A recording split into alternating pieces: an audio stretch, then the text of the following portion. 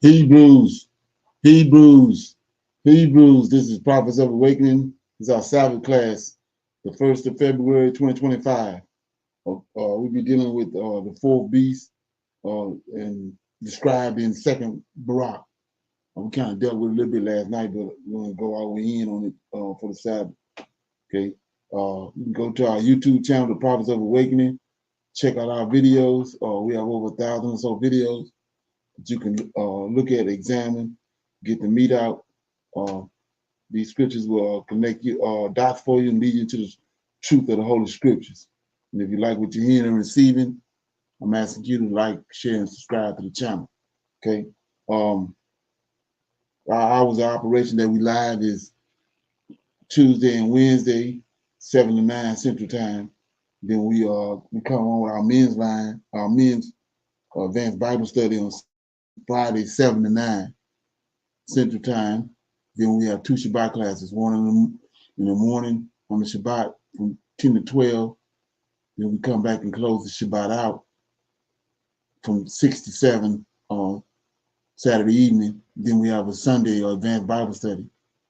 It starts at 5 and normally lasts about an hour in the evening, 5 Central Time. And then we also have a women's advanced Bible study every Thursday night, and it's on our sister channel, which is Israel Wake Up. That's also from 7 to 9 every Thursday night, okay, Central Time. So any of those times you feel a need to come in, you're welcome, okay? So shalom and welcome to this channel. It's a non-Messianic channel. We deal with the Tanakh and the Torah, Tanakh being the Old Testament, so-called Book of Remembrance, and the Torah is the first 5 books of the Old Testament that was given to Moses by our Redeemer and our Savior, the Lord of Hosts. Okay.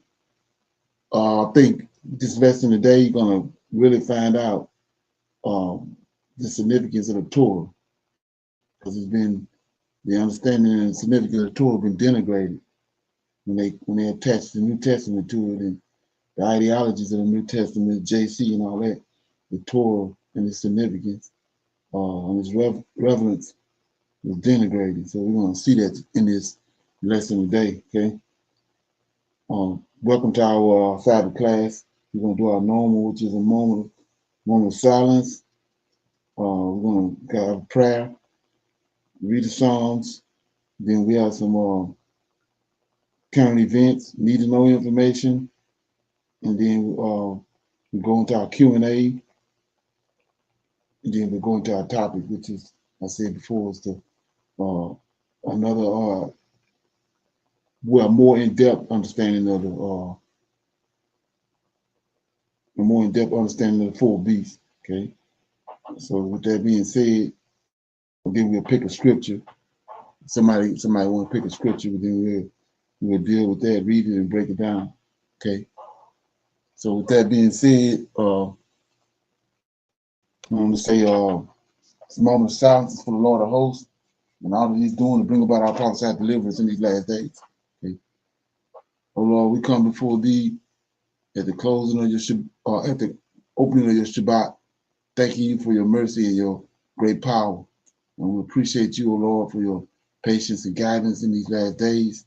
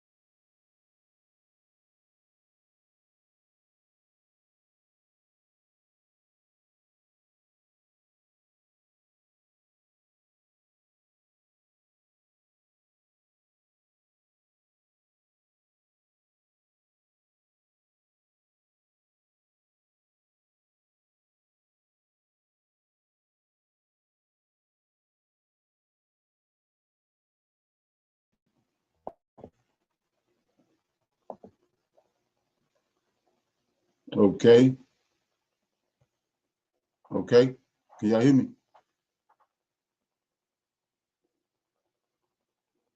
Can you hear me?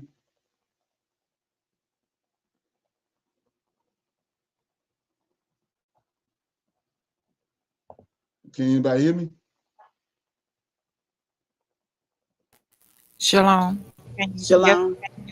hear you now. Yeah, shalom. I can hear you, sir. Yeah, so they have fast said it, working with trying to tap in with the internet, so we're just gonna bear with it. Um, I was getting ready to read a Psalm, so I'm in Psalms 66. It says, "The great works of God." Okay, make a joyful noise unto God, all ye lands. Sing forth the honor of His name. Make His praise glorious.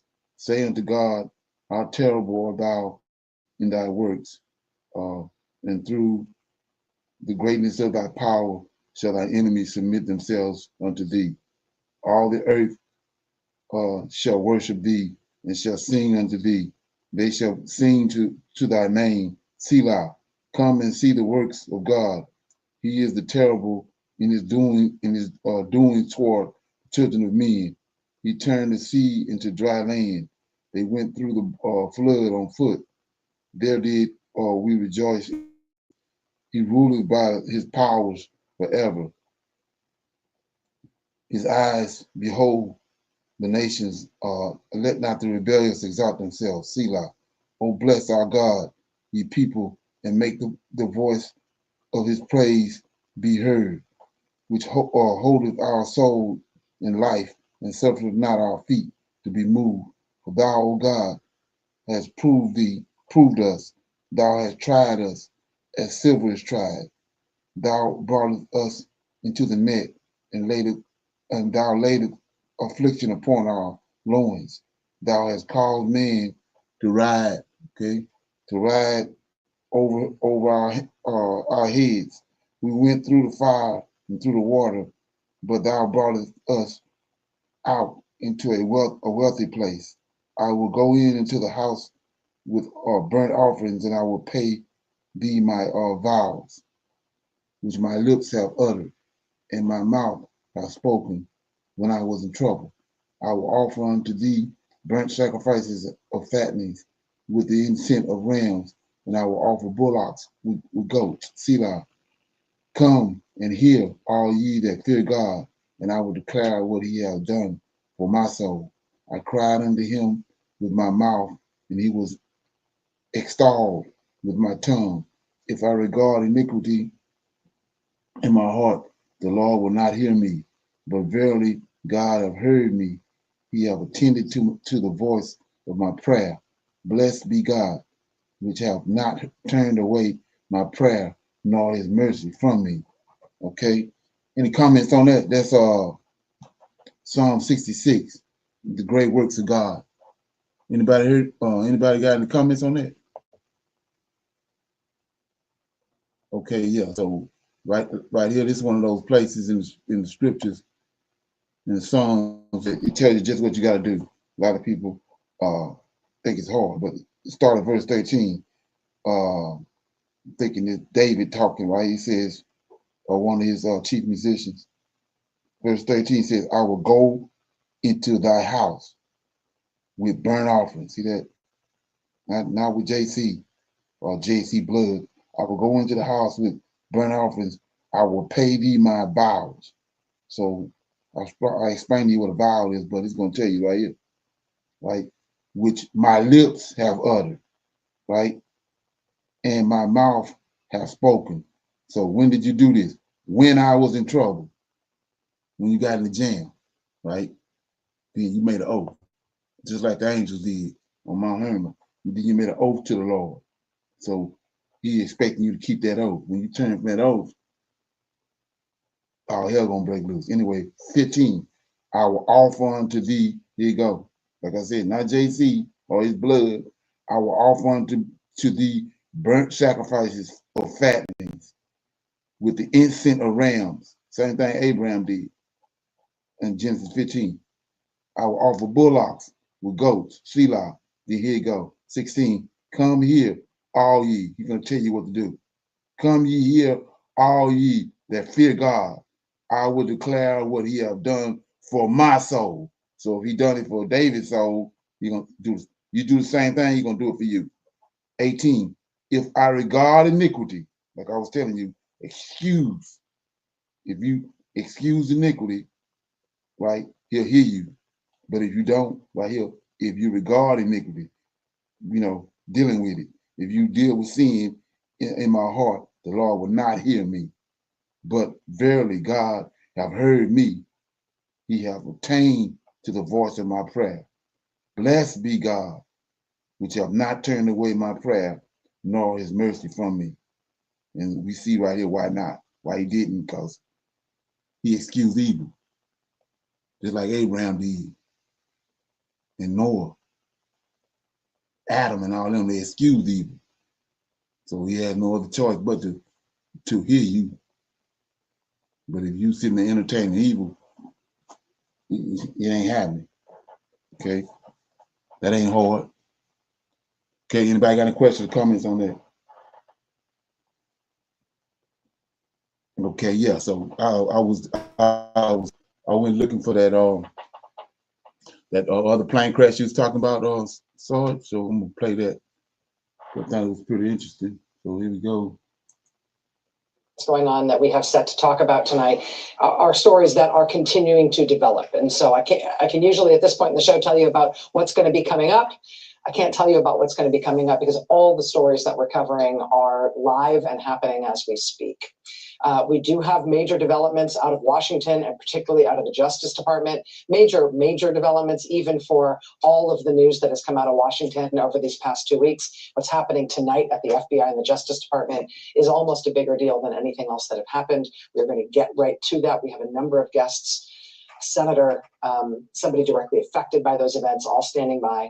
We are at first, though, going to start with the breaking news that we've been following out of Philadelphia. The country is tonight unbelievably witnessing its second horrific plane crash in just the past 3 days. Tonight, it is a small plane, a Learjet, that has crashed in Northeast Philadelphia. It sent up a fireball in a densely populated neighborhood that includes both homes and also a shopping center. I'm going to show you some footage here of the crash. What you're about to see here is footage from a Ring camera security system that did capture the moment of the crash.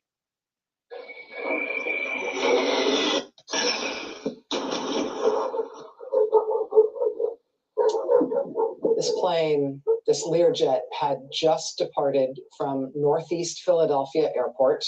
It's not the main airport in Philly, but a small airport. It was en route to Springfield Branson Airport in Missouri. This is around 6:30 p.m. Local time, 6:30 p.m. Eastern time. The crash site is near the Roosevelt Mall in Northeast Philly. But again, homes there, cars there. This is a densely populated part of a big U.S. city. First responders very quickly reached the scene. They found fires burning, several homes and cars on fire because of the impact and the debris. Local officials, including the mayor of Philadelphia and Pennsylvania's Governor Josh Shapiro, are in contact. They are helping coordinate the response. We may be hearing from Governor Shapiro in just a moment as local officials continue to brief on the scene. We had very quickly initial reports that said this plane was on some sort of medical assignment when it took off. That is confirmed now. Just before we got on the air tonight, we got this statement from Jet Rescue Air Ambulance. Quote, today, Jet Rescue Air Ambulance experienced a crash. The aircraft, XA-UCI, Learjet 55, crashed after takeoff from Philadelphia. There were 4 crew members and 1 passenger. There were 4 crew members and 2 passengers, a pediatric patient and escort on board. So 4 crew, 2 passengers. One of the passengers is a pediatric patient. This was an air ambulance flight. The air ambulance company said no further information is available at this time. At this time, we can't confirm any survivors. No names are being released until family members have been notified. Our immediate concern is for the patient's family, our personnel, their families, and other victims that may have been hurt on the ground. More information will be released as it becomes available. Again, that from the air ambulance company that was operating this flight, a representative for Jet Rescue Air Ambulance, tells one of our producers tonight that the pediatric patient on board was a female minor, so a girl, a citizen of Mexico, who had completed treatment and was on her way back home. Tell them, hey, here's the names of FBI agents who were part of all the January 6th investigations, the ones that targeted Trump. Don't worry, though, they're no longer agents. Okay, did anybody hear anything about that plane crash or any other information? Just that I think same, Shalom, just that same information, sir. Yeah, I think something going on with that. Like I said, Trump trying to tie it to so-called saying the DE people they hired, DEI people, they're incompetent. So I think there's something going on with that. Something happening with that. Right. So like I said, keep an eye on it. Shalom. Yes, sir. I'm sorry, sir. And after that, another plane had went down. The third one? Yes, sir. I knew one was in Pennsylvania, I thought, and it was another one after that went down. I can't call where at this moment. Yeah. Yeah, one Yes, went sir. down to DC. One went down to DC. The main one with the helicopter was in D.C. The other one was in Philadelphia, and I thought it was another one. Okay, yeah. So there's something going on with that. Shalom, that's my understanding. It's three plane crashes this week, not two. Right. Okay. Yeah. So it's something. They like I said, that seems like to me that's that halogen dialectic where they create this problem and then everybody get along, and then they already got a solution for it, but they create a problem, make it like it's something going on. Then you start screaming to do something about it. Then they give you what they already had prepared to give you. So that's what it looked like to me. But we'll see. Okay. I see on here. I'm not gonna play it, but I see where I'll probably play it tonight. It says a lot of federal websites that went dark. Anybody heard anything about that? It said chaos. Chaos. A lot of federal websites that went dark. Okay. It's chaos to preserve data. I'll check it out. Anybody seen anything about that? Heard anything about that since last night? No, sir. Okay, yeah, check it out. So I'm gonna check it out also. So anyway, we go to this next video and let me see.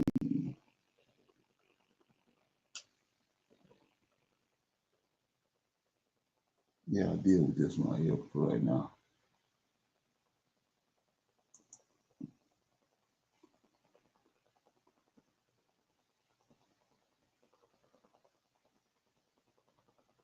Japheth, Esau, and the bloodline of Edom, the enemy of Israelites. So they taught this video right here is tying Japheth and Esau together, right? And their bloodline. Check it out. To seekers of the truth. The scriptures contain a wealth of wisdom and understanding, particularly concerning the origins of nations and their spiritual significance. Today, we delve into the bloodline of Japheth, Esau, and the Edomites, uncovering their enmity with Israel and specifically the tribe of Yehuda. Japheth, a foundational figure. Japheth, the third son of Noah, became the progenitor of many nations. Genesis 10:2-5 outlines his descendants, who settled in the Isles of the Gentiles, spreading across Europe and parts of Asia.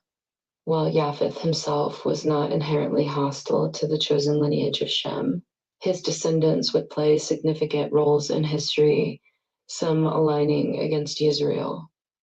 Esau, a divergent path. So you got to listen to that. That's the reason I'm playing it. And that they're saying that Japheth is one of Noah's sons, right? But notice what it says. They was hostile toward Shem. How can it be his son be hostile? But if you go back and you look at what I've been saying, and what the book of Adam and Eve tell you, that what Cain's descendants was doing before the flood. They was hostile and they was violent, right? And we know where Cain came from. So how can that be? How can that be in the creation? You know what I'm saying? Right after the flood, Noah is righteous. He got 3 sons. They righteous, but they hostile toward Japheth, hostile toward Judah. Don't add up. Okay. Esau, the elder son of Yitzhak and Rivkah, stands as a pivotal figure in understanding the Edomite lineage. And the same thing with Esau. When they tell you, to give you their description, don't go by what they told you. Go by what the scriptures are saying and look at it. He's saying Esau totally different.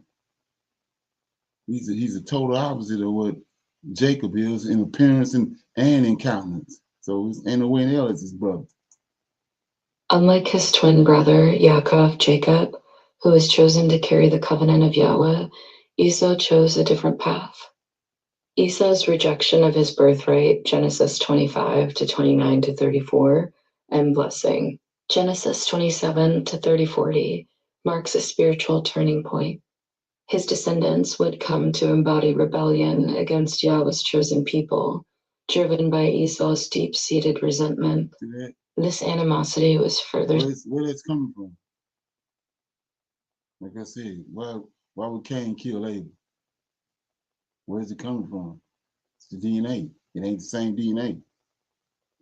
Solidified through Esau's marriages to Canaanite women, which displeased his parents and mingled pagan practices into his lineage. The bloodline of Edom, a rising adversary.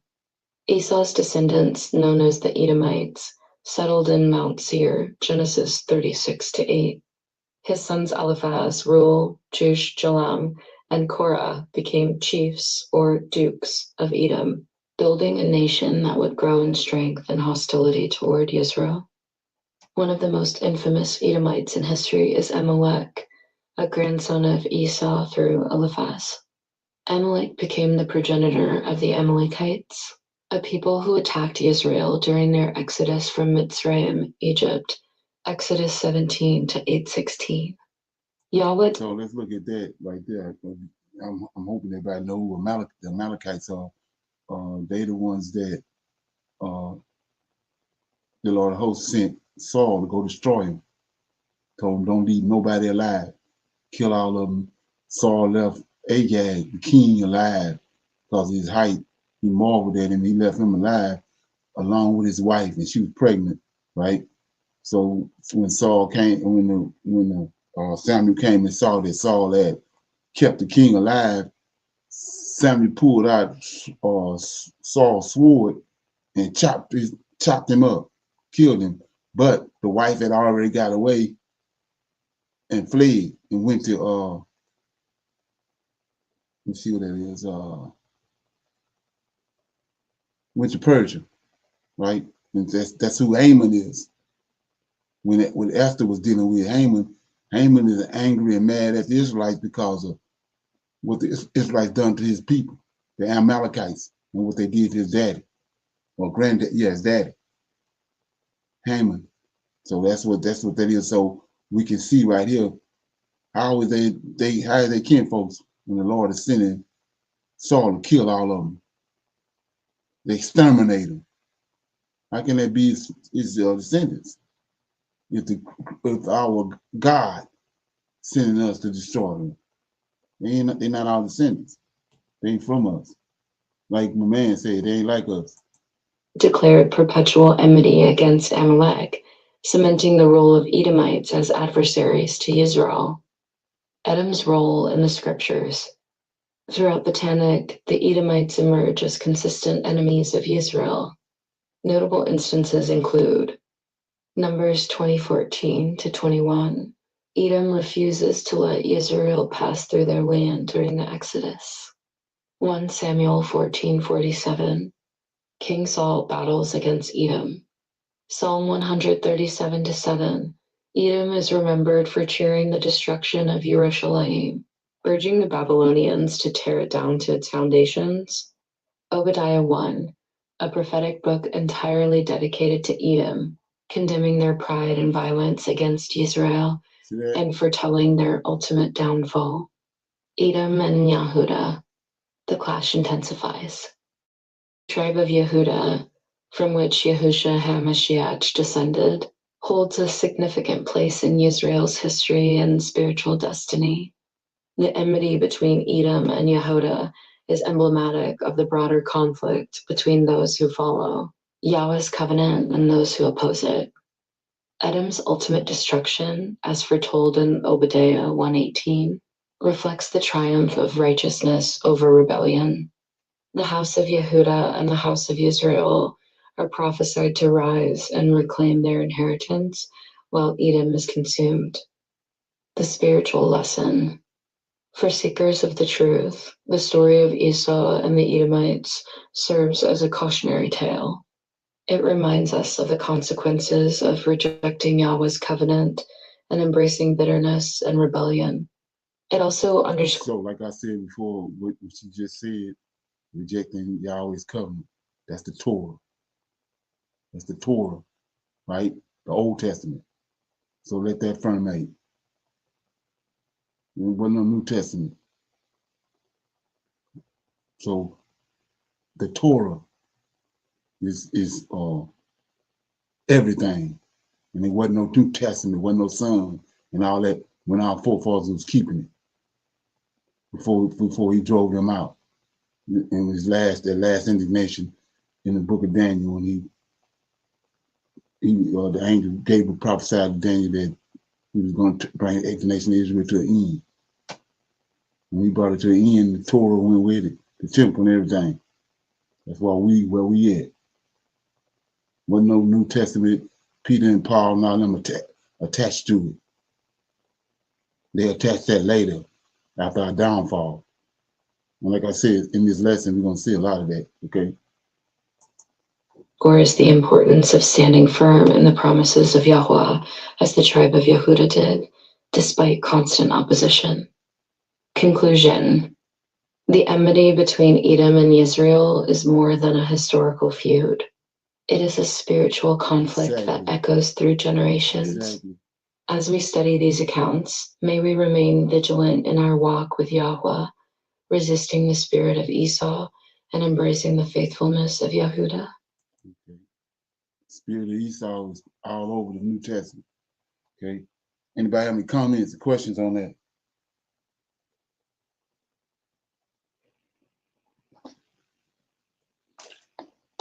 Okay, no comments or questions. Okay, we'll go to this next video. This is some need to know information. I don't know if anybody heard about it, but it's alarming.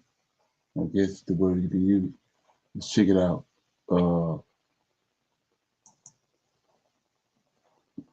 Okay. Here we go. Elon Musk is building his own empire, not yours. Donald Trump, you did not become the most powerful man in the world by trusting people like Elon Musk. You know how to spot a fraud. You know how to identify a power grab. And right now, Elon Musk is making the biggest power grab in the history of the planet. One that will cost you control over your own government, your own administration. According to Reuters, Elon Musk aides have seized control over OPM, the Office of Personnel Management, locking out career government officials, locking them out of their own systems. OPM, the Office of Personnel Management, controls security clearances, payroll, and federal hiring, meaning that Elon Musk now has unchecked power over who works in the U.S. government and control over all of their records. Donald Trump authorized Elon Musk ostensibly to downsize the federal workforce, but Elon Musk's action far beyond that. His team has now isolated decision-making within a secretive group of his own employees. his own loyalists. They're not even a MAGA. And MAGA, you know I don't like you, but you've got to see what I'm saying is true. Here are the key figures that Elon Musk has installed at the Office of Personnel Management. Brian Bajelde, he is a senior advisor at OPM now. He's a former SpaceX executive with no government experience. Amanda Scales, she's the chief of staff at OPM. She is an ex-Musk employee who's in control of internal communications. Ricardo Biazzini, he is the senior advisor at OPM, a former Tesla engineer, now influencing federal hiring. Again, these are not Trump loyalists. They are not MAGA. They are Musk loyalists.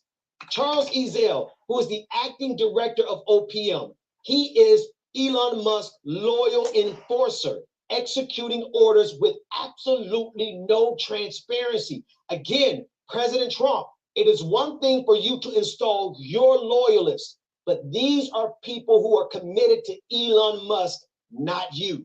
And now consider the national security crisis. Elon Musk's team has full access to classified personnel files, including CIA, NSA, and military employees. Foreign adversaries can and will exploit this. You can guarantee it. This is a political takeover of federal jobs. If Elon Musk controls hiring, only those loyal to him will be placed in government. He is creating a corporate deep state, not even a MAGA deep state.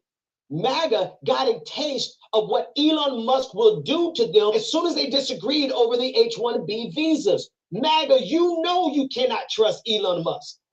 With access to financial records, clearances, and home addresses, Musk could easily blackmail or pressure government officials. We've seen him literally do this using Twitter, threatening every person who disagrees with him. This is not a conspiracy. It is happening in real time right now. And this is why this message to President Trump is so urgent. President Trump, here's how Elon Musk's takeover over the Office of Personnel Management is a direct threat to you. Number one, he is building an army of bureaucrats that answer to him, not you. You wanted him to drain the swamp, allegedly. But now Musk is repopulating it with his own people, his engineers, his loyalists, his tech cronies. These are not your people. They do not care about your agenda. They only care about Elon Musk. They are only loyal to Elon Musk and his vision for America, where he is the unelected king.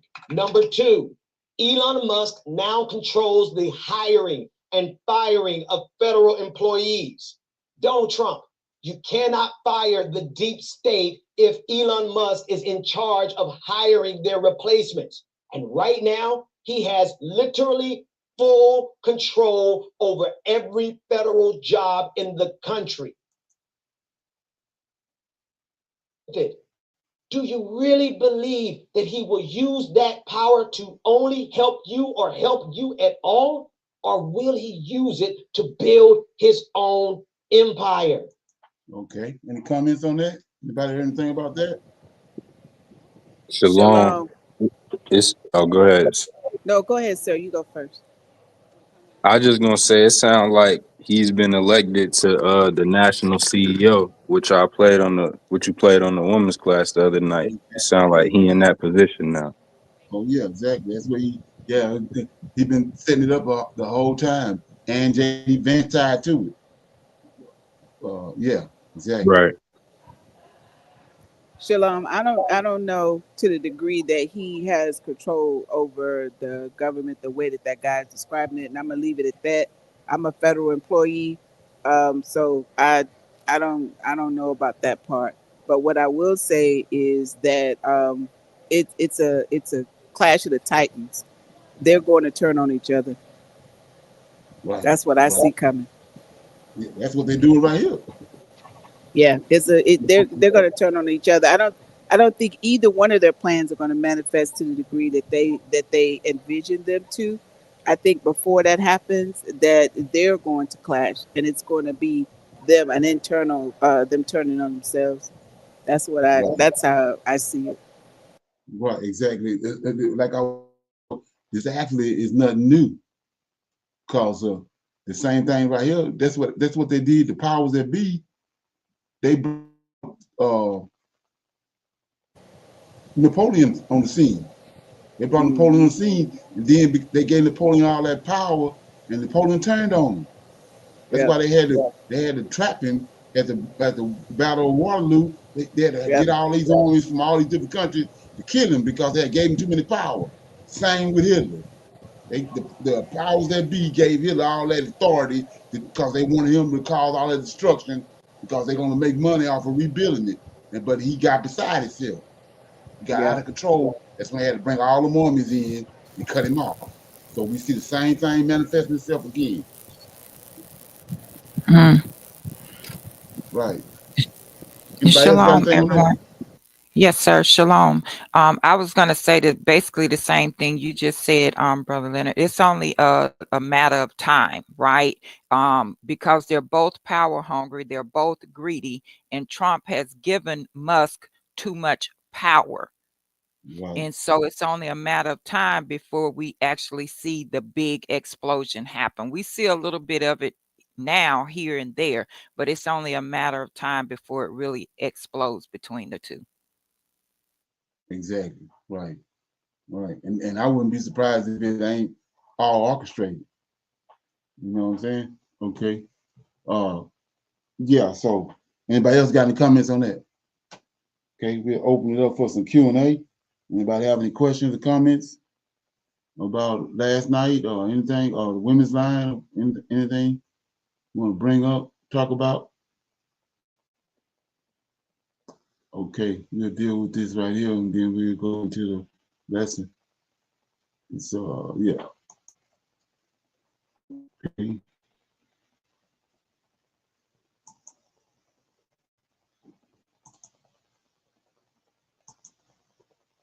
Paths. The Torah. For thousands of years, the Torah was the sacred foundation of the. This is what I was talking about right here, kind of leading up to the class, but we a lot of people don't really know the extent of what the Torah is because of what they did to it with the New Testament. Hebrew faith. It stood as the unchanging word of Yahuwah, revealing his commandments, his covenant, and his purpose for his people. These first 5 books of the Bible, Genesis, Exodus, Leviticus, Numbers, and Deuteronomy, are not just historical texts, but divine instructions for the Israelites and believers. Yet over time, another voice has emerged, Christianity. While it professes allegiance to the Bible, it is woven in doctrines and traditions of men that diverge from Torah observance. The result? A spiritual crossroads where 2 paths seem to emerge. One rooted in ancient obedience and covenant, and the other shaped by a blend of scripture and man-made traditions. Torah. The Torah, the eternal nature of Yahuwah's laws.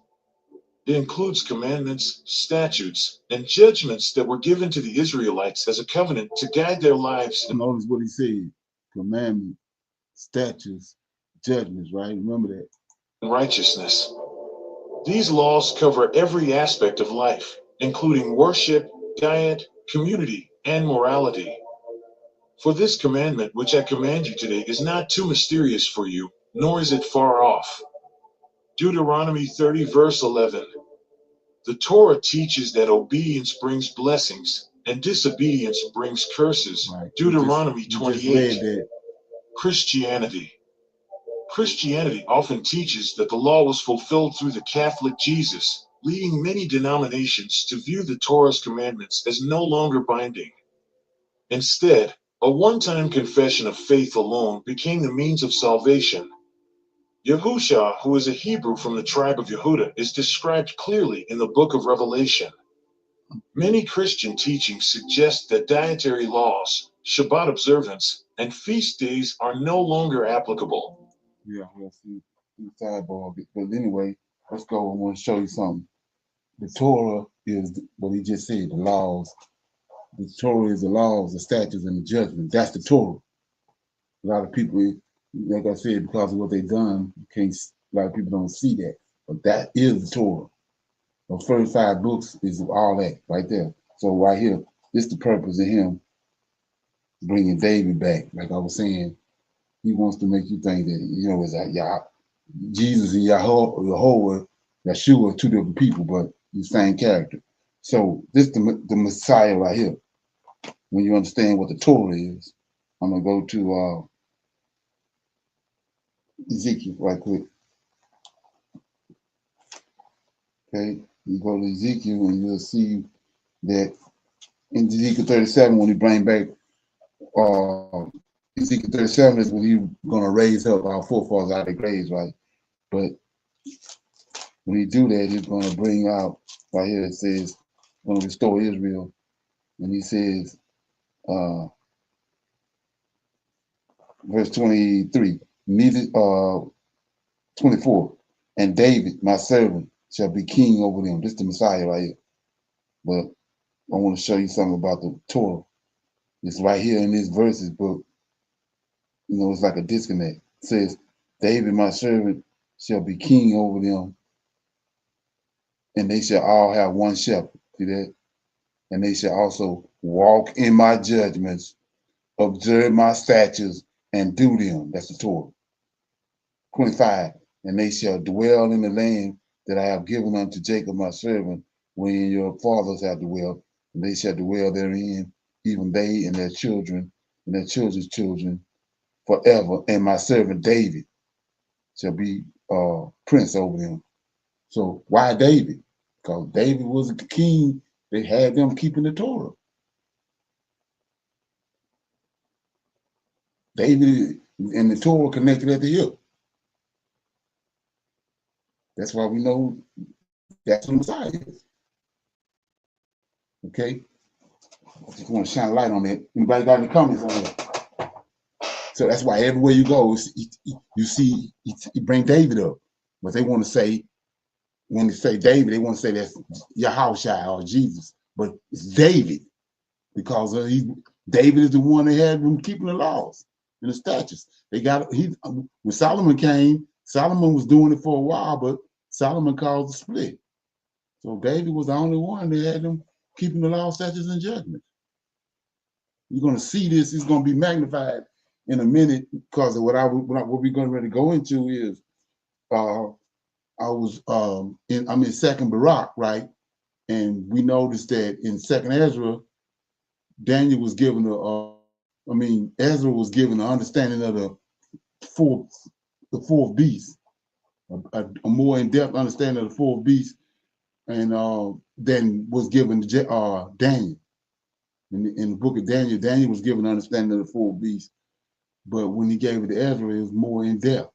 Well, we're going to see right here, he gave it also to second Ezra. He gave it to Barak, and it's more depth. What the things that's missing that we don't know about is in this book of Barak, right? Let's look. Okay, what I'm gonna do is, like, I'm gonna let it play instead of me reading it. I'm gonna let the audio play. Okay, here we go. And everything we talked about right here. That world shall they dwell. Okay, let me get it.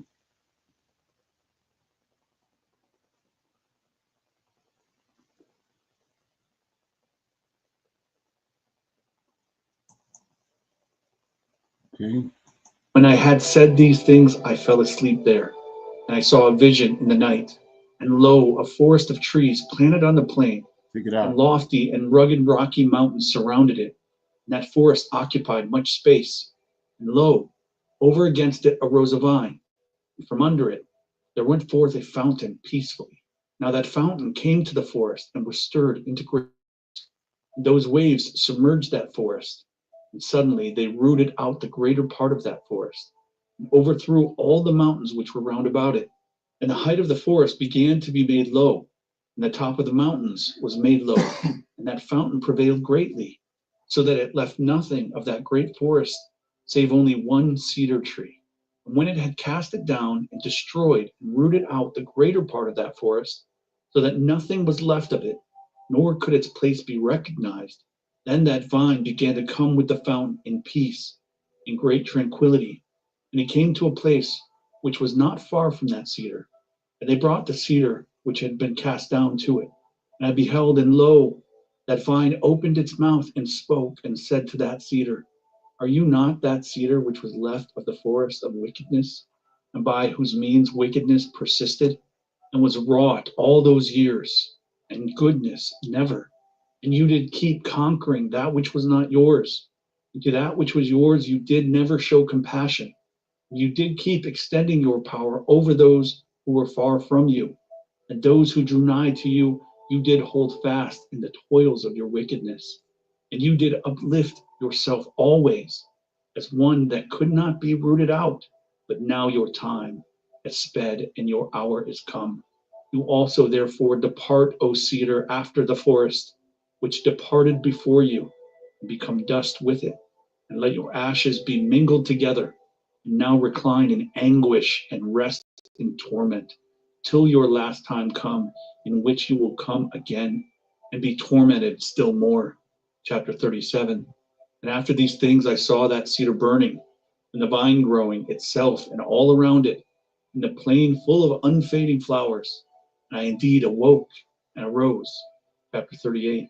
And I prayed and said, O Yahuwah my Adonai, you do always enlighten those who are led by understanding. Your Torah is life, and your wisdom is right guidance. Make known to me, therefore, the interpretation of the Torah. This is this vision. What you have to understand right here with this, what I'm playing is this during the time of Jeremiah, because Barak is Jeremiah's servant. So this is before Jeremiah prophesied of them going into Babylon. We got to put it in perspective in order to understand. So Jeremiah is prophesying when they go, these events that's happening is before Antioch Epiphanes came, before Daniel. Okay, so keep that in mind. For you know that my soul has always walked in your Torah, and from my earliest days I departed not from your wisdom. Chapter 39. And he answered and said unto me, Baruch, this is the interpretation of the vision which you have seen. As you have seen the great forest which lofty and rugged mountains surrounded, this is the word. Behold, the days come, and this kingdom will be destroyed, which once destroyed Zion, and it will be subjected to that which Babylon comes after it. Moreover, that also again after a time will be destroyed, and another, a third will arise, and that also will have dominion for its time, and will be destroyed. And after these things, a fourth kingdom will arise, whose power will be harsh and evil far beyond those which were before it. And it will rule many times as the forests on the plain, and it will hold fast for times, and will exalt itself more than the cedars of Lebanon. And by it the truth will be hidden. And all those who are polluted. That's the point that I want to make. The fourth beast. When the fourth beast comes, the truth is hidden. So ain't no way in hell the New Testament, JC, got anything to do with it. The truth is hidden. When the fourth beast come on the scene, the truth is hidden. The Torah been finagled. Okay. With iniquity will flee to it, as evil beasts flee and creep into the forest. And it will come to pass, when the time of its consummation that it should fall has approached, then the principate of my Mashiach will be revealed. See that right here? This is my point. I just showed you in 37. David is the Mashiach. So he's saying then the principate, the Mashiach, you're going to think, because we've been brainwashed for 18 years, that's JC, that's David. And it says it in Ezekiel 37. You're going to bring David back, and you're going to keep my laws, my statutes, and my judgments, the Torah. Ain't nothing else attached to it. When David lived, wasn't no attachments, no attachments or add-ons to the Torah. Okay? Which is like the fountain and the vine. And when it is revealed, it will root out the multitude of its host. And as touching that which you have seen, the lofty cedar, which was left of that forest, and the fact that the vine spoke those words with it, which you did hear, This is the word. Chapter 40. The last leader of that time will be left alive, when the multitude of his hosts will be put to the sword, and he will be bound, and they will take him up to Mount Zion, and my Moshiach will convict him of all his impieties, and will gather and set before him all the works of his hosts. And afterwards he will put him to death, and protect the rest of my people, which shall be found in the place which I have chosen. And his principate will stand forever, until the world of corruption is at an end, and until the times aforesaid are fulfilled. This is your vision, and this is its interpretation. Chapter 41. And I answered and said, for whom and for how many shall these things be? Or who will be worthy to live at that time? For I will speak before you everything. So all the answers people got about the end times is right here, in this book, Barak, right? Check it out. Thing that I think, and I will ask of you regarding those things which I meditate. For lo, I see many of your people who have withdrawn from your covenant, and cast from them the yoke of your Torah. But others, again, I have seen who have forsaken their vanity and fled for refuge beneath your wings. What therefore will be to them, or how will the last time receive them?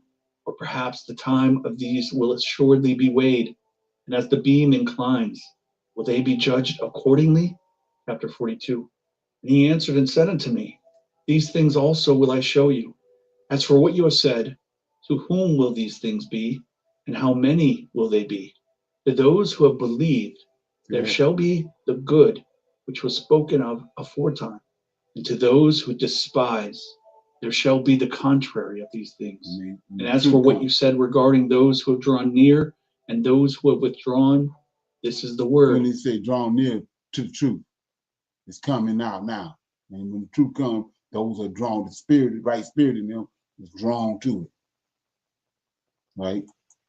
As for those who were before subject, and afterwards withdrew and mingled themselves with the seed of mingled peoples, the time of these was the former, and was accounted as something exalted. And as for those who before knew not, but afterwards, now, once you find out, check it out. Once you find out new life, mingled only with the seed of the people, which has separated itself. The time of these is the latter, and is accounted as something exalted. Time shall succeed to time, and season to season, and one shall receive from another. And then with a view to the consummation shall everything be compared according to the measure of the times and the hours of the seasons. For corruption shall take those that belong to it, and life those that belong to it. And the dust shall be called, and there shall be said to it, give back that which is not yours, and raise up all that you have. Ezekiel 37, right here. Kept until its time. Chapter 43. But you, Baruch, direct your heart to that which has been said to you, and understand those things which have been shown to you, for there are many eternal consolations for you. For you shall depart from this place, and you shall pass from the regions which are now seen by you, and you shall forget whatsoever is corruptible. You shall not again recall those things which happen among mortals. Go therefore, and command your people, and come to this place, and afterwards fast 7 days, and then I will come to you and speak with you. Chapter 44.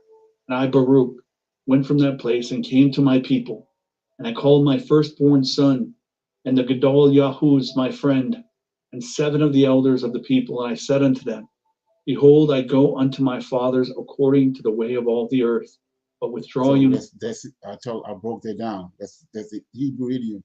He's gonna be kept. He's gonna go to his fathers. He's gonna die, and he go to his fathers in heaven. Ascend, like I said, Adam's descendants ascend, right? And the wicked seed descend from the giants and all that. All those wicked seeds they descend, but Adam's descendants ascend. Not from the way of the Torah. Guard and admonish the people which remain, lest they withdraw from the commandments of Elohim. Where you see that he whom we serve is just, and our Creator is no respecter of persons. And see you what has befallen Zion, and what has happened to Yerushalayim. So what has happened to Zion? Nebuchadnezzar came. That's just the timeline where we at. You can't jump all over here, try to put this over somewhere else. Zion's just been destroyed. It's Nebuchadnezzar, right? And he's looking at it. For the judgment of Al-Alahim shall thereby be made known, in his ways, which though past finding out are right. For if you endure, persevere in his fear, and do not forget his Torah, the times shall change over you for good, and you shall see the consolation of Zion.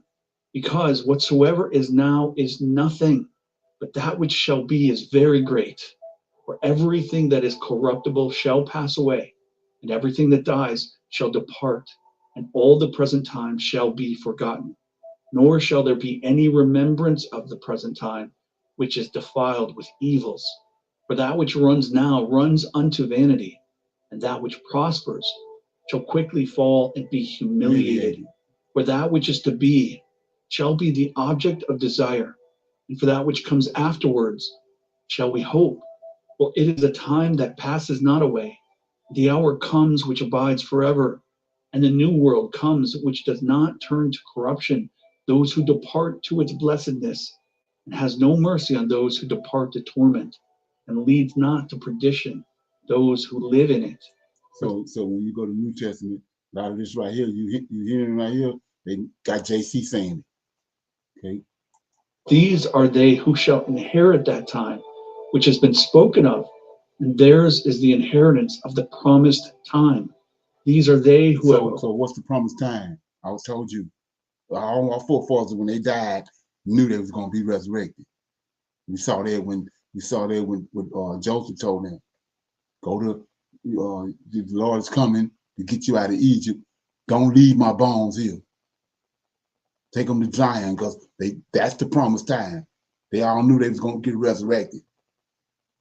All of them. So not only did they have Joseph's bones, they had all of their forefathers' bones to take them to Zion. And then the request that Nehemiah made to Artaxerxes, let me go back to Jerusalem so I can maintain my father's sepulchres. They bones. Okay. Acquired for themselves treasures of wisdom. With them are found stores of understanding. And for mercy have not withdrawn. And the truth of the Torah they have preserved. Truth of the Torah. For unto them shall be given the world to come, but the dwelling of the rest. That's the ones that is being resurrected. They got the truth of the Torah. It's been taken from us. Many shall be in the fire. Chapter 45. Do you therefore, so far as you are able, instruct the people, for that labor is ours. For if you teach them, you shall quicken them. Chapter 46. And my son, and the elders of the people answered and said unto me, has Al-Alahim humiliated us to such a degree as to take you from us quickly? And truly, we shall be in darkness, and there shall be no light to the people who are left. For where again shall we seek the Torah? Or who will distinguish for us between death and life? And I said unto them, the throne of Al-Alahim I cannot resist. Nevertheless, there shall not be wanting to Yasharel a wise man, a son of the Torah to the seed of Yaakov. Only prepare you your hearts, that you may obey the Torah. Be subject to those. So let's check that out. So, son of Torah, I don't know too many people heard that. So that's been taken away. Son of Torah. So JC can't be the son of Torah because he says the Torah is a schoolmaster. The Torah led you to him. So he can't be no son of Torah. Okay? Who in fear are wise and understanding, and prepare your souls, that you may not depart from them. For if you do these things, good news shall come unto you, which I before told you of, nor shall you fall into the torment of which I testified to you before. But with regard to the word that I was to be taken, I did not make it known to them or to my son. Chapter 47. When I had gone forth and dismissed them, I went thence, and I said unto them, behold, I go to Hebron, for there Al-Alahim has sent me. And I came to that place where the word had been spoken unto me. And I sat there and I fasted 7 days. Chapter 48.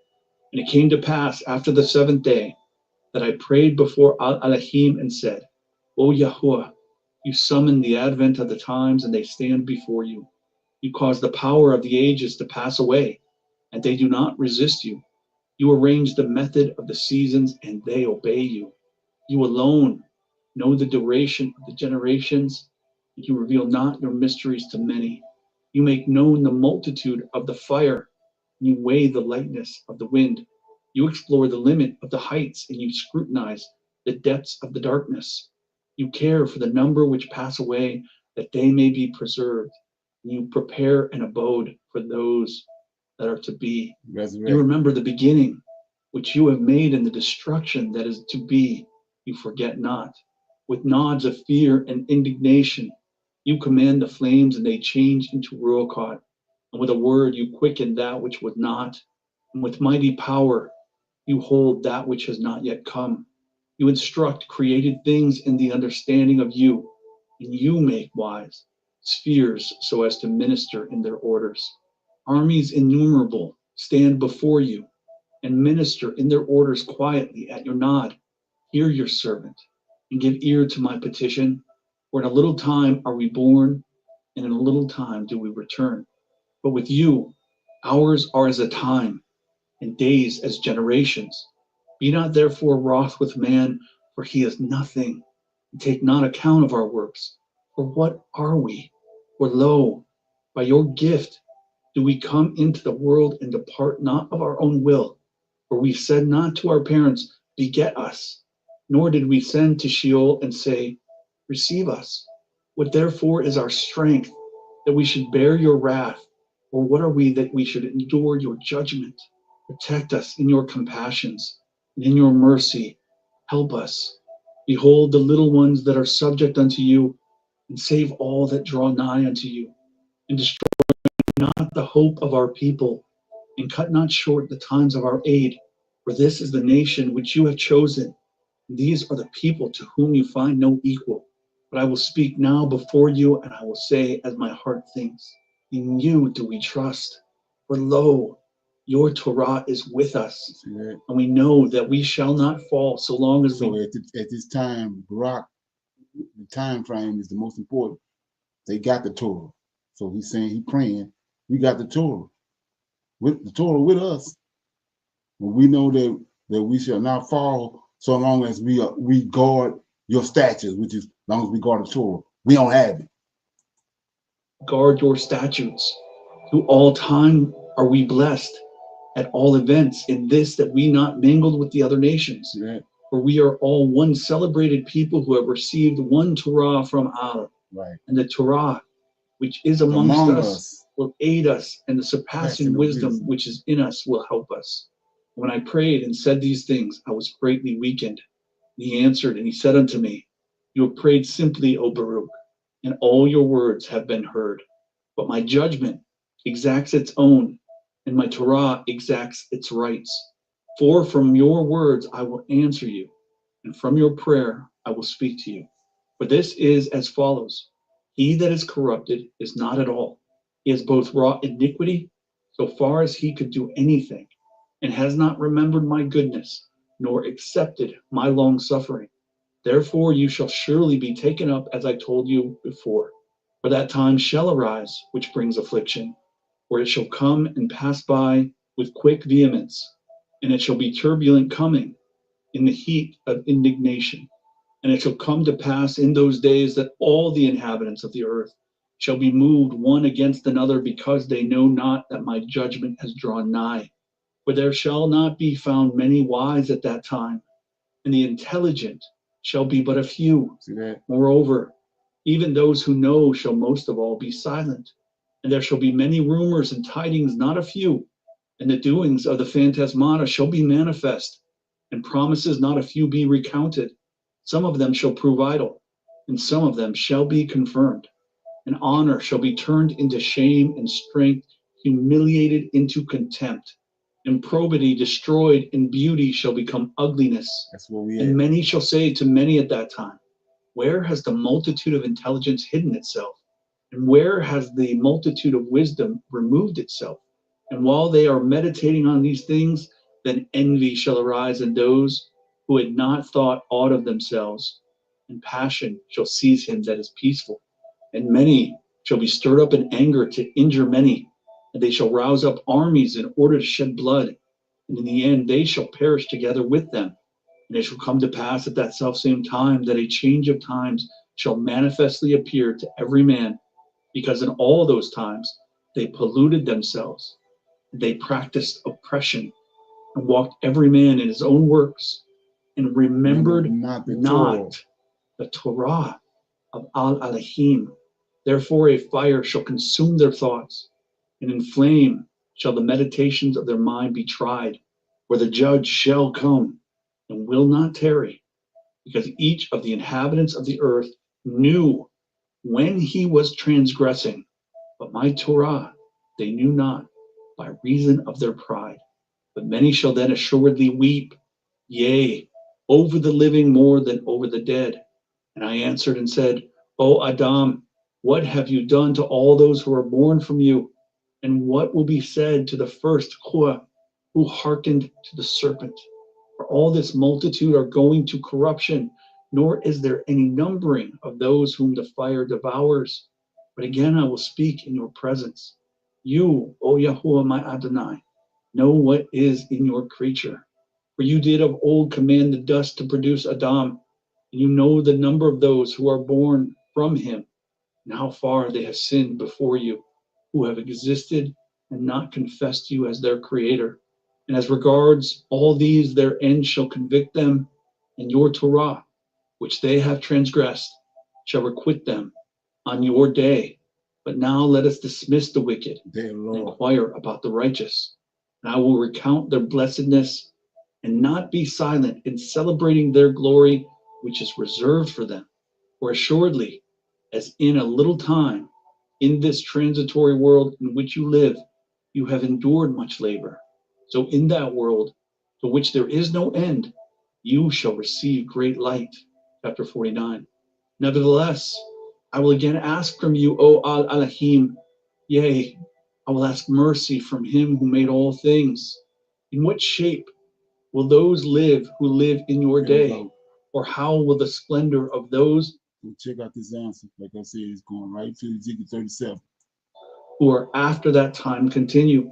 Will they then resume this form of the present and put on these entremelling members, which are now involved in evils, and in which evils are consummated? Or will you perchance change these things, which have been in the world, as also the world? Chapter 50. And he answered and said unto me, Hear, Baruch, this word, and write in the remembrance of your heart all that you shall learn. For the earth shall then assuredly restore the dead, See that? which it now Ezekiel 37, right here. receives, in order to preserve them. It shall make no change in their form, but as it has received, so shall it restore them. Right. And as I delivered them unto it, Right. so also shall it raise them. Here But we then go. it will be necessary to show the living that the dead have has come to back life like again, king. Come on. and that those who have departed have returned again. There it is. And it shall come to pass, See that? when they have severely recognized those whom they now know, Right. then judgment shall grow strong, Right. and those things which before were spoken of shall come.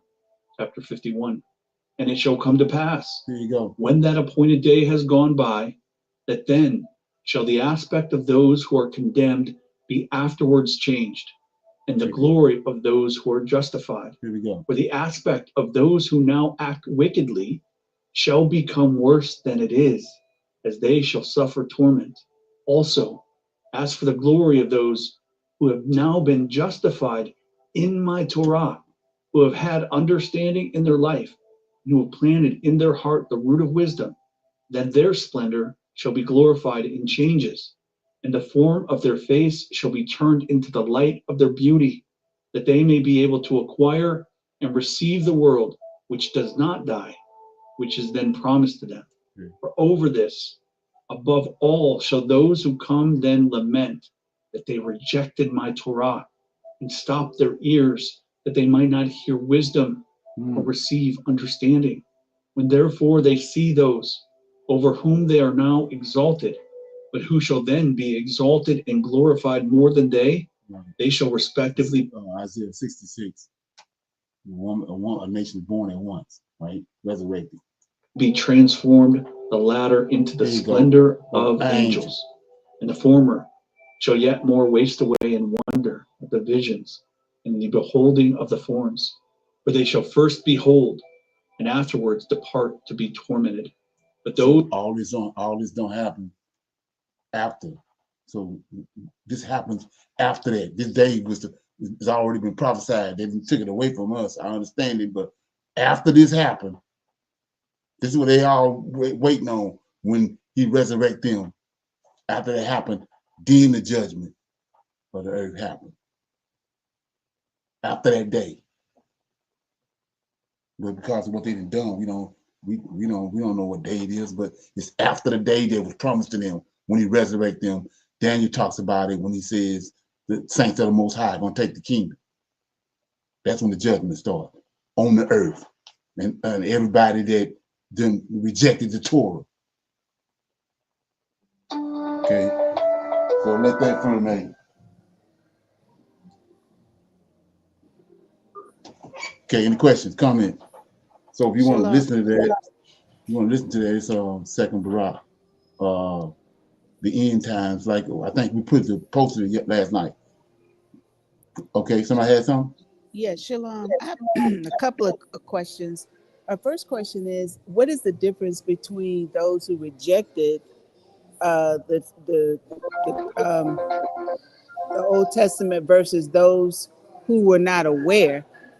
So if those that are Jews who say they're Jews have our records and projecting themselves within it and keeping that knowledge and wisdom to themselves, what is the difference between those who knew it not and those who rejected it? Well, he's gonna if you go to Daniel right quick, you go to Daniel, you will see that. Remember in Ezekiel 37, he says the whole house of Israel, you're gonna raise up. That's all of them. And then in Daniel chapter 12, let me get it right quick.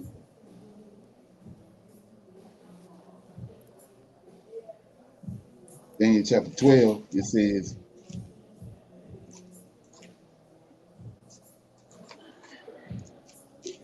chapter 12 of Daniel says, verse 1, and at that time shall Michael stand up, the great prince which standeth for the children of thy people, and there shall be a time of trouble, such as never was since there was a nation, even at that same time, and at that time our people shall be delivered. This going back to Ezekiel 37, right? And our people shall be delivered. Everyone that shall be found written in the book. Then verse 2, and many of them that sleep in the dust of the earth, as Ezekiel 37, shall awake. Some the everlasting life, and some the everlasting contempt. See what I'm saying? So you, even though you didn't know the truth, but you've been raised up. Now you see it, you reject it, then you're going straight to the pit. You see that? Yeah, I see it now. Everybody being raised. Everybody gonna be raised, and then the judgment starts. So that includes them as well, not just us. Everybody, right? And then you don't have no excuse to say that the Torah been shown to you contrary to what they did with JC. You're gonna see that the separation. Okay. Okay. And may I ask one more question before you go to the next person? Okay. The second question is in the earlier video they were talking about the importance of taking the bones with them so they can be resurrected. But because of the laws and the traditions that we live in today, not everybody, they do the embalming, they embalm them, they put them in the ground. And so what consequence does that have, if any? And where are those bones of our forefathers now? Who's the keeper of those?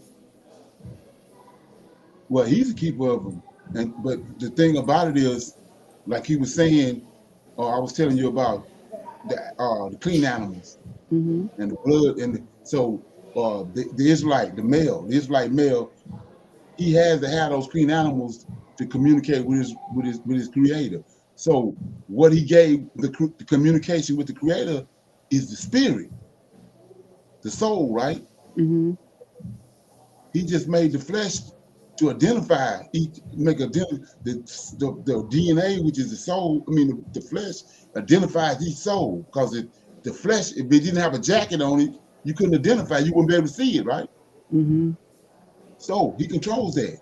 No matter whether when he go back to the dust, he don't care. He has the ability to bring it back. That's what we. That's what we see. Let's look at it. That's what we see. That's what we see in Ezekiel 37. Let me read it. It ain't but like 3 verses. Ezekiel 37 says, okay, let me get it.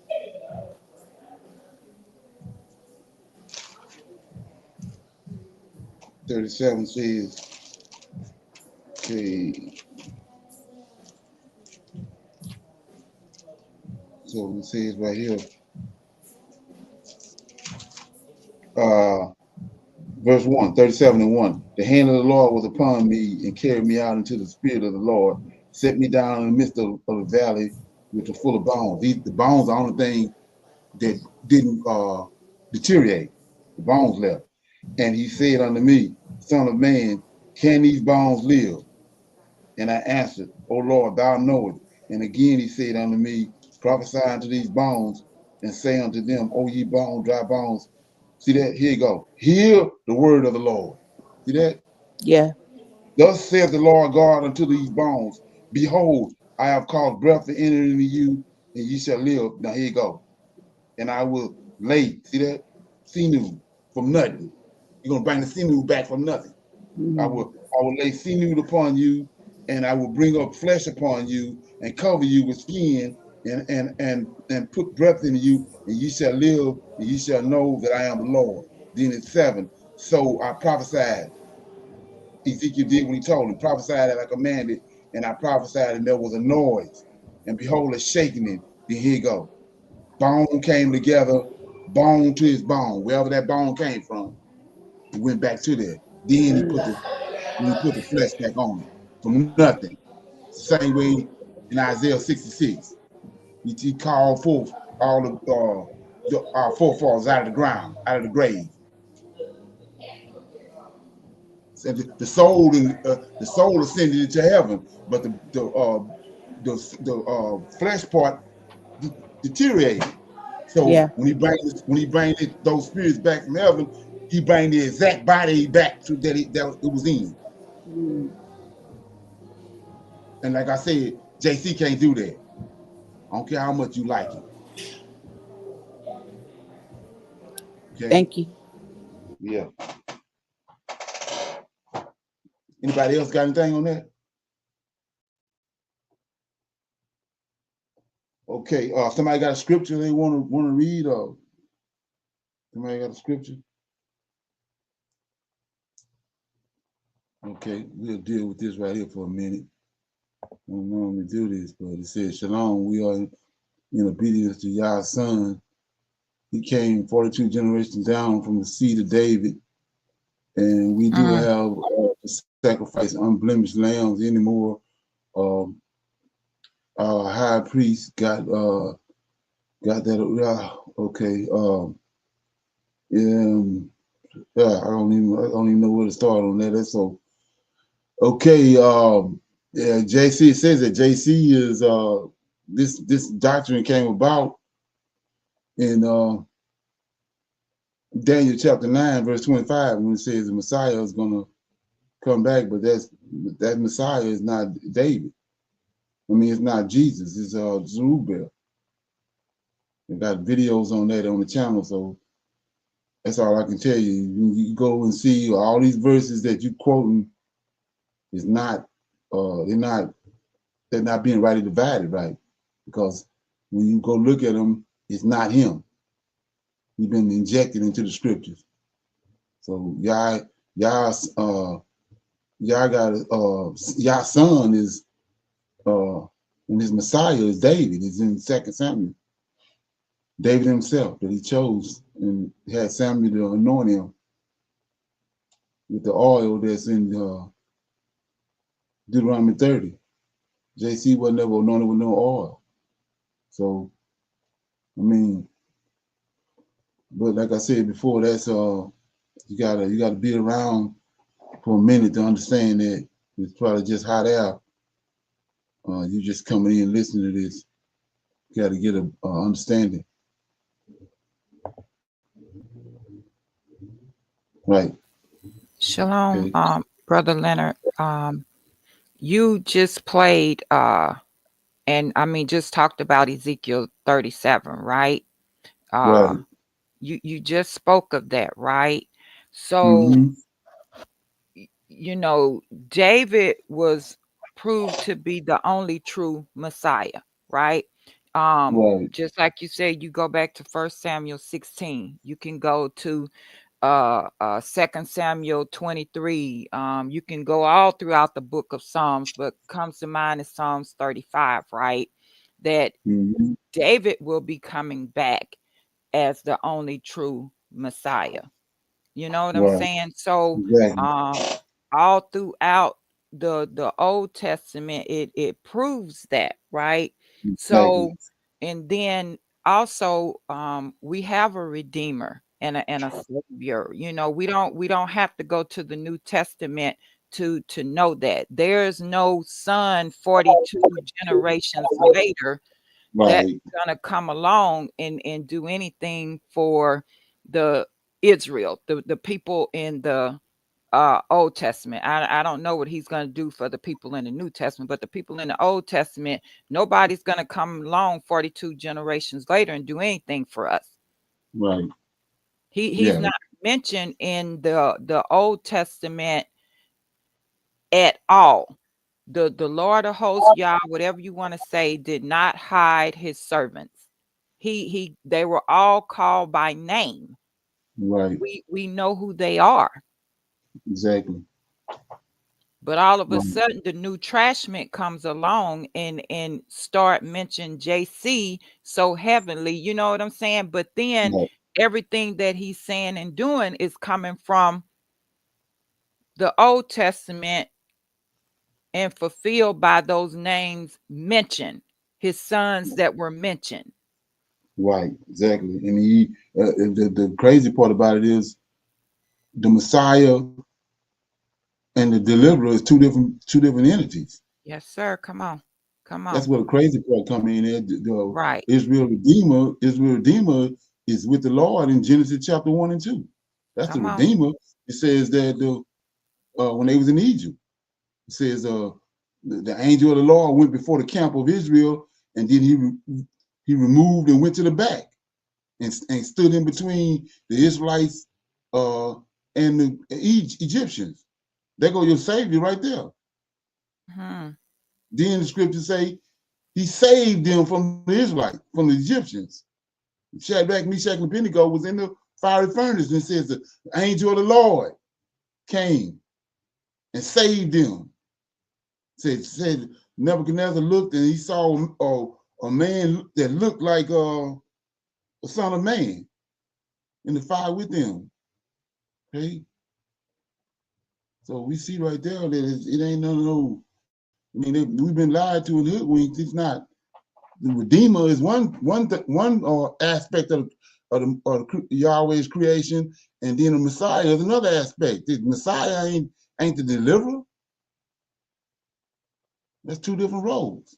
But they put them all together when they concocted Together. JC.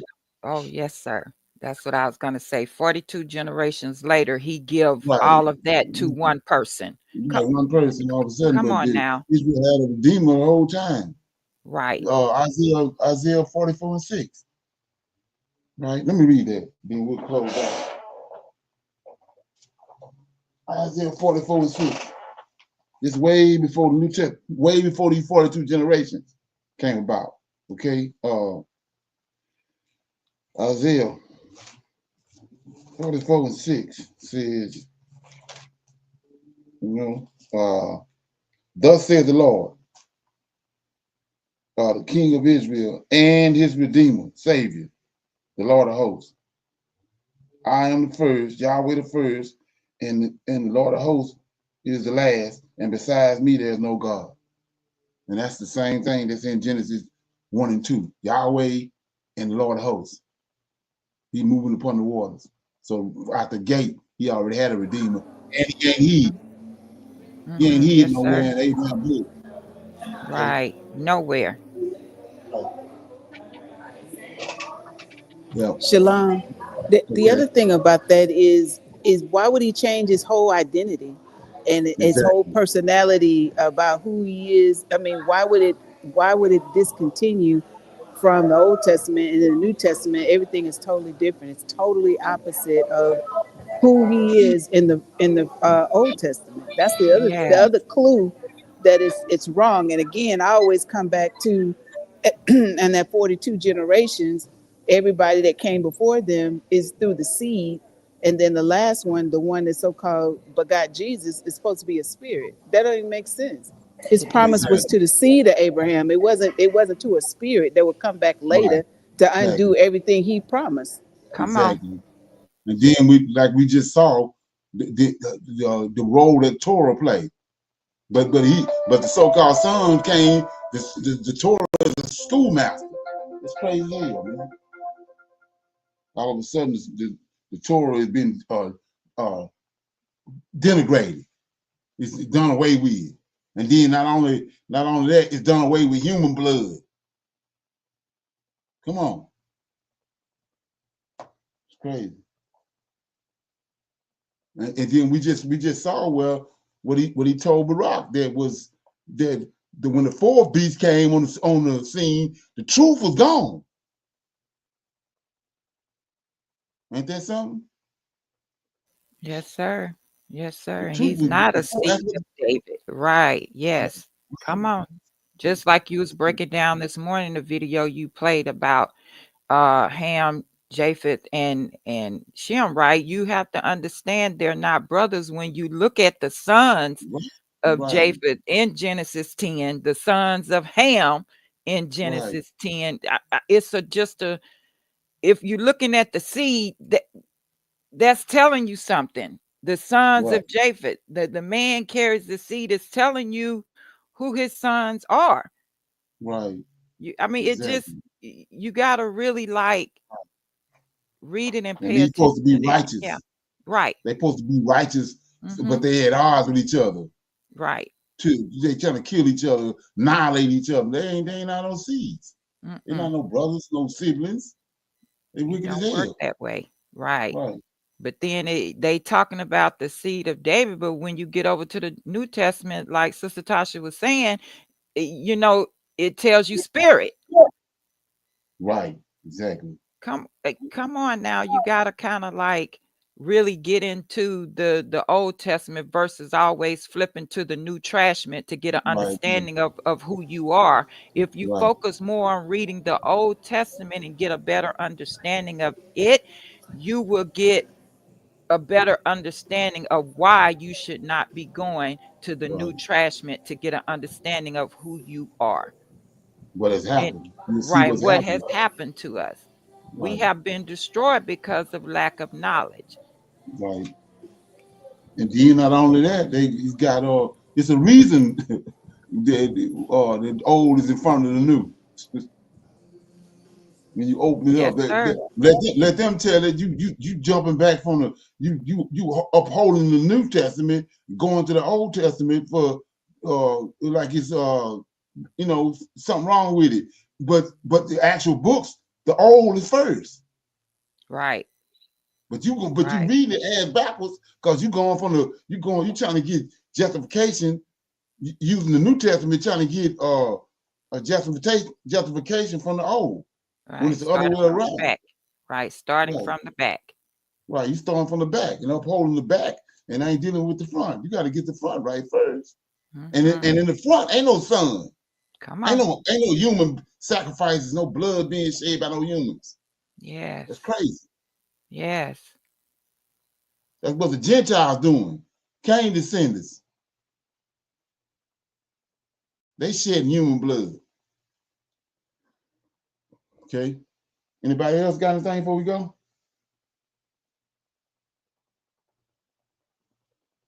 Okay, yeah. So like I said before, we got our evening Shabbat class at 5 o'clock Central. I mean 6 o'clock Central Time. Normally Yes, it sir. lasts about an hour. But so if you want to join in, we'll be live again at this evening at 6 to 7, likely, maybe a little more. Anybody got any comments or questions before we go? Another great class. Okay. Great class. Okay. Shalom, shalom. I'll see y'all this evening.